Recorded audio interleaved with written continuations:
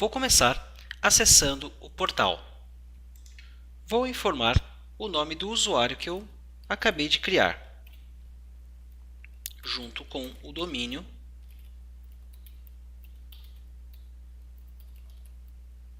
molinalab.onmicrosoft.com, que nós informamos agora há pouco na criação do tenant, e vou informar aqui a minha senha de acesso. Para poder fazer o gerenciamento do tenant, é importante que eu entre sempre com o usuário que tenha privilégio de administrador global. Neste caso, como nós acabamos de criar o tenant no vídeo anterior, este é o único usuário que tem esse privilégio no momento. Vou clicar em Sign In para entrar.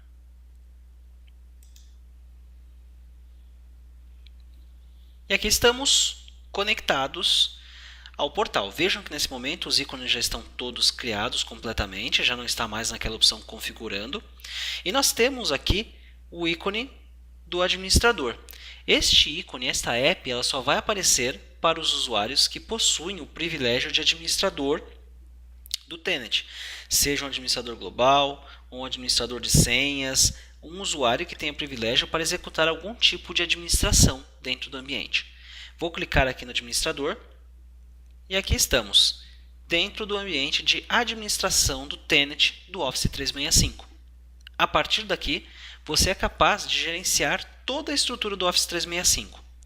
Logo de cara, nós temos aqui a página inicial, que nós chamamos, onde você vai ter um dashboard, onde você pode escolher já a gestão de usuário, gestão das licenças e cobrança, domínios e assim por diante. Aqui do lado esquerdo, nós temos o painel com o acesso a todas as ferramentas, então também poderia gerenciar por aqui usuários, grupos, recursos. Então veja que eu tenho toda a estrutura, inclusive aqui mais abaixo, o centro de administração me dá acesso às outras ferramentas para gerenciar Exchange, Skype for Business, SharePoint, etc. O portal está com uma aparência nova. Pode ser que você já tenha conectado anteriormente em outros tenants e tenha visto uma tela um pouco diferente, já tenha até feito alguns testes nessa tela, e aí, consequentemente, fique na dúvida ou tenha mais familiaridade com outro ambiente, né? Então, você tem aqui um botão, um link, né, que te permite voltar para o portal antigo. Então, eu posso clicar aqui, ir para o centro de administração antigo, e ele vai transformar a aparência do seu ambiente de administração com o modelo antigo, vai deixar ele com a cara antiga. Assim como, se você estiver no modelo antigo, você pode aqui também mudar para o novo centro de administração. Então, você pode estar interagindo nos dois ambientes se você quiser. De repente, olha, eu não lembro onde está um recurso, você está mais acostumado, como eu disse, com outro modelo. Então, são opções que você tem. Claro que se essa aqui for a primeira vez que você está se conectando ao tenant, eu já recomendo que você já utilize daqui para frente sempre esse mesmo ambiente, né? Então, vai ficar mais fácil até de lidar com tudo isso. Bom, você tem aqui também essa telinha onde ele vai basicamente abrir um wizard, né, para você, onde você pode fazer um passo a passo com o próprio portal para a configuração do seu ambiente. Então, você vai escolher instalar os aplicativos ou configurar e-mails, né? Aí você vai aqui, por exemplo, na introdução, e ele começa um processo passo a passo. Tá? Então, você pode escolher se você vai adicionar um novo domínio, se você vai usar o domínio Molinalab mesmo, aí ele vai fazer a validação, né? Vai passo a passo seguindo o procedimento para a criação dos usuários, ativação das licenças. Então, é uma maneira que você tem de poder trabalhar com o ambiente de uma forma bastante simples. Essa é uma dica legal que você pode usar nesse início, enquanto você está se habituando de repente com o ambiente ainda. Voltando aqui para a página inicial, você tem também como fazer toda essa administração aqui usando os recursos locais. Eu vou começar criando um usuário para mostrar para você como é que faz isso. Olha só, eu tenho aqui usuários, vou clicar. E aqui então eu tenho todo o controle para a criação de usuários. Você pode inclusive, né, criar esses usuários de uma maneira manual, onde você pode clicar aqui no adicionar e preencher um formulário, ou você tem a opção de importar vários usuários. Nesse caso, o próprio tenant vai gerar para você um arquivo .csv que você vai depois preenchê-lo, né? E aí você pode importar ele por aqui mesmo. Então, quando você usa a opção de importar, ele vai gerar, você pode até gerar um CSV com informações preenchidas de exemplo para você ver como funciona. E assim que você tiver concluído esse CSV, você vai simplesmente apontar ele aqui.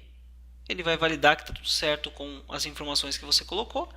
Você clica no avançar e o sistema automaticamente importa os usuários para você aqui. Então são possibilidades que você tem. Para adicionar um usuário manualmente, posso colocar aqui, por exemplo, Jonésio, por exemplo, né? Vou criar o usuário. Vou informar aqui um nome para o usuário.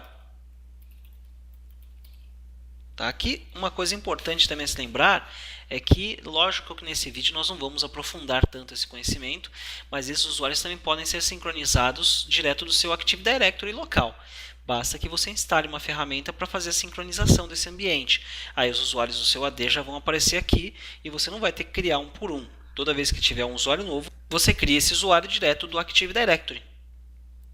Então é uma maneira fácil que você tem de gerenciar toda essa estrutura. Aqui é importante que você sempre escolha, né, o local de origem do seu usuário. No meu caso, o padrão vai ser Brasil. Eu posso completar com algumas informações de contatos.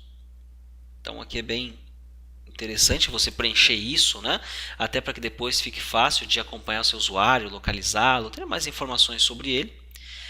A senha, o portal permite que você gere essa senha automaticamente ou você pode criar a senha você mesmo. Você vai aqui e digita a senha. Então são opções que você tem. Quando gera automaticamente, ele vai gerar uma senha qualquer, vai te informar essa senha e aí você passa isso para o usuário. Se você já tem uma senha padrão na sua empresa, você pode usar essa senha padrão.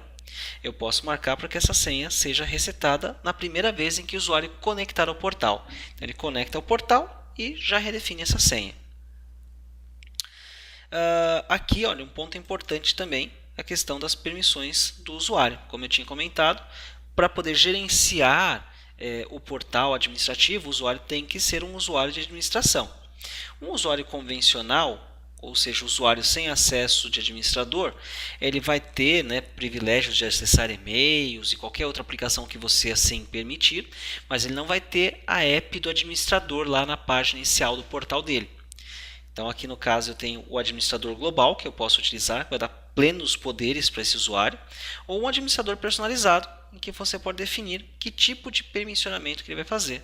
Por exemplo, administrador de cobrança, um cara que vai administrar só o Exchange, só pode trocar senha e assim sucessivamente. Toda vez que você define um administrador, seja ele personalizado ou global, você tem que informar um e-mail alternativo que será utilizado em casos que esse usuário perca a senha dele e eu precise redefinir essa senha. Um usuário convencional não tem problema, você altera a senha a qualquer momento. Um usuário administrador também, mas ele exige que tenha um e-mail alternativo para que você possa encaminhar essa senha que foi redefinida. Aqui é um teste, eu vou deixar o usuário básico e já vou complementar isso. Outra coisa importante quando você está criando um usuário é a atribuição da licença. Eu não sou obrigado a atribuir a licença agora para o usuário. Eu posso simplesmente dizer que esse usuário nesse momento não vai ser atribuído licença. Então eu crio o usuário, ele até consegue logar no portal, mas ele não tem acesso a nenhuma app do portal, ele não vai ser criado por uma caixa de e-mail, nada, ele não está licenciado. Eu posso ter 50 licenças e ter 100 usuários, sendo que desses 100, 50 não vão estar licenciados. Nesse caso aqui, como eu já tenho as licenças, eu vou atribuir a licença. E olha que legal, quando você atribui a licença, você pode escolher, inclusive, que tipo de aplicativo que ele vai ter ou não acesso. Então aqui você pode controlar se ele vai ter acesso, por exemplo, ao Sway, ao Planner, ao Teams, né? Então você pode definir isso lá, né? Então fica a seu critério, né? O que ele vai fazer. Eu vou deixar ele com acesso a todos os recursos que estão disponíveis para essa assinatura. E aí vou clicar em adicionar.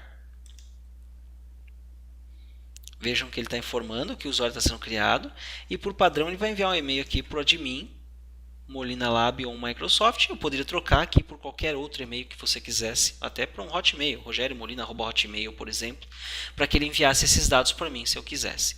Então, dessa forma, você pode receber um e-mail que depois você pode repassar de alguma maneira, impresso, de alguma forma, para o usuário começar o trabalho com o seu usuário no portal. Eu posso clicar aqui em adicionar um outro usuário, ele já vai direto, né? O usuário aqui já está criado aqui, então se eu clicasse em adicionar outro usuário, já começaria a criação de um novo usuário, já pode adicionar esse usuário a um grupo.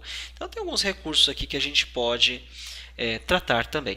No meu caso, só isso, não vou nem enviar o e-mail, ou melhor, vou até enviar o e-mail e vou fechar. Mas eu poderia clicar no xizinho já se quisesse e vejo que o usuário já está criado. Então, nesse momento eu já criei o usuário, já atribuí uma permissão convencional a ele e a licença também. A partir desse ponto, você pode continuar o gerenciamento, você poderia criar grupos, você pode criar recursos como salas de reuniões, né, para agendamento de reuniões para os seus clientes. Vejam que eu já recebi o e-mail informando a criação da conta do Joanésio. E isso porque quando eu finalizei a conta, eu pedi para enviar o e-mail para o usuário admin, no caso aqui, e eu estou logado com o admin. Aqui mais embaixo ainda, você teria algumas coisas. Por exemplo, eu tenho aqui as configurações onde eu poderia adicionar um domínio. O que é esse adicionar um domínio? Você tem lá um domínio público, né, que você vai usar, por exemplo, molina.com.br, né, e você já tem esse registro pronto, né? Você já comprou esse registro, já está pago e você quer associar ele ao tenant aqui, para que ao invés do Joanésio ter um e-mail, joanesiosilva@molinalab.onmicrosoft, que ele tenha mesmo, joanesio.silva@molina.com.br. Então, nesse caso, você faria o quê? Você viria até aqui em domínios, informa aqui, né, que você vai adicionar um novo domínio e a partir daí começa um processo de registro desse domínio. Então, ele vai pedir para você criar alguns registros no seu DNS para que você possa validar que o domínio é seu mesmo. E uma vez validado isso, depois ele vai te dar uma lista de registros que você deve criar, com detalhes sobre como criar esse registro. E aí você então vai no seu DNS lá e cria os registros. Então, são possibilidades que você tem. E nós temos aqui ainda, seguindo aqui a parte de administração, a possibilidade no centro de administração de gerenciar essas contas de e-mail, de Skype. Por exemplo, se eu entrar aqui no Exchange, olha só, para você que se você já conhece o Exchange 2016, 2013, 2016, você vai ver que a aparência dele é muito próxima do servidor local.